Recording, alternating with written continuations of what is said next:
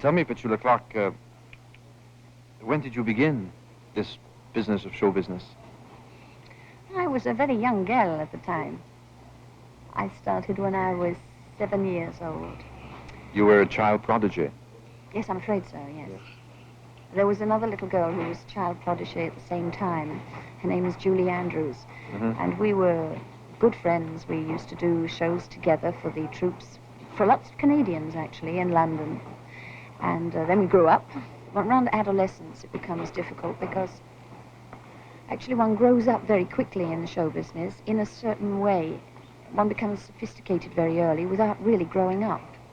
And then when one gets to about 17, one starts mixing a little bit with teenagers who are not in show business. One finds that one doesn't have any conversation with them at all. One doesn't have any contact with the outside world, with the normal world.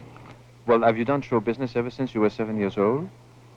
Yes, I've never done anything else except have babies. And you have two little girls whom I just saw a minute ago. Yes. And they travel with you. They don't always travel with us because you see, once again, it goes back to my childhood. I don't want them to become typical stage children, you know, pale little faces and never getting enough sleep and eating at all odd times. No, but they're here with us because we shall be away from home altogether 2.5 months. And I can't imagine 2.5 months without seeing my children. Yes. It's fashionable these days, you know, to be somewhat afraid of teenagers for their morality and their involvement in life and all sorts of things like this. What would you have to say about that? Well,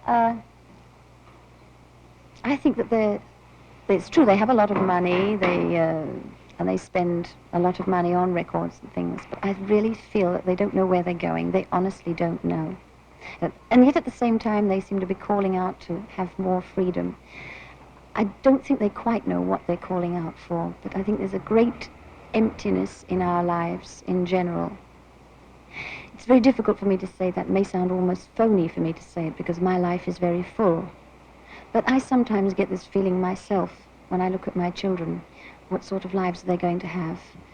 I think life is very, very hard for a teenager in a very deep way.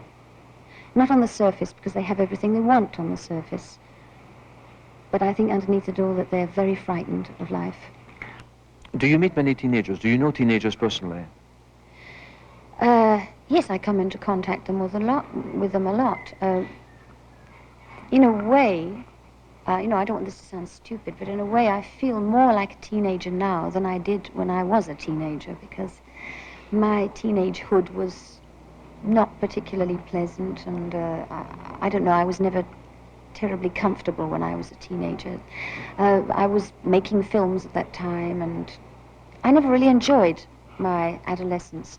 I feel now that I can enjoy, I enjoy getting up and surfing or fruging, whatever you call it, and enjoying a lot of the teenage pleasures now, without making a fool of myself, I hope,